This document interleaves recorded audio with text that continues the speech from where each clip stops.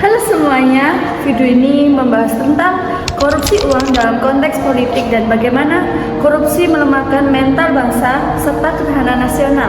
Korupsi uang adalah penyalahgunaan kekuasaan untuk memperoleh keuntungan pribadi dengan memakai uang negara di Indonesia.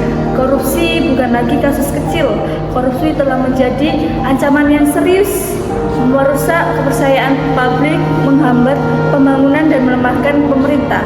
Karena itu, kita perlu memahami akar masalahnya dan apa dampak bagi bangsa.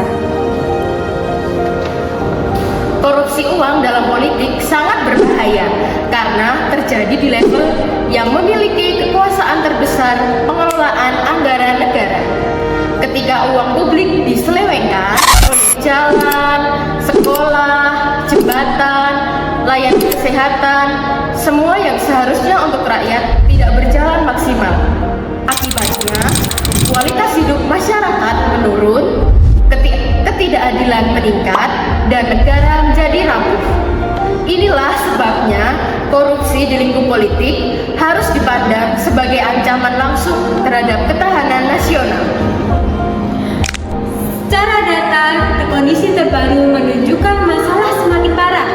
Menurut pemantauan Indonesia Corruption Watch atau ICW, tahun 2024 terdapat 364 kasus korupsi yang terdeteksi dengan potensi kerugian negara mencapai 29,9 triliun.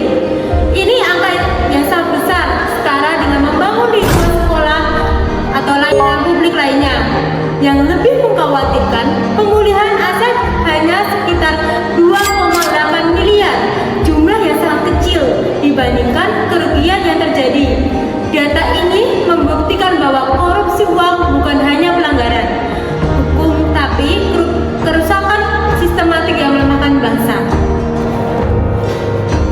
Bayangkan sebuah proyek pembangunan jembatan dengan anggaran 10 miliar, namun karena korupsi, sebagian anggaran dipotong untuk kepentingan pribadi oknum pejabat.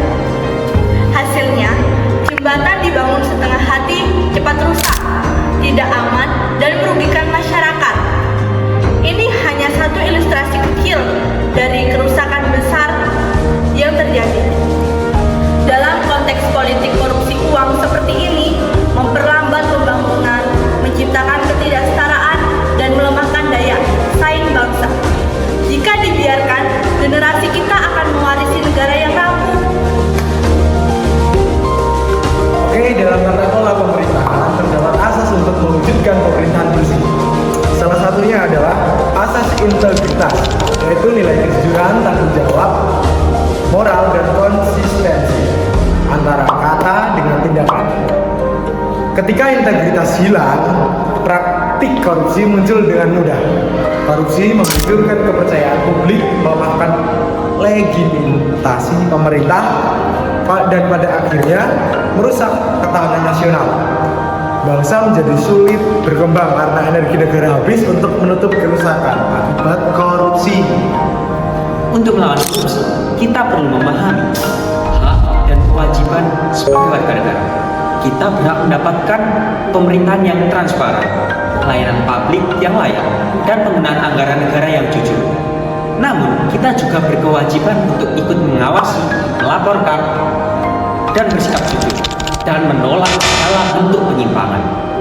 Integritas harus dimulai dari diri kita sendiri sebelum menjadi budaya bangsa, karena bangsa yang besar dibangun oleh warga yang berkarakter kuat dan memegang teguh anti korupsi.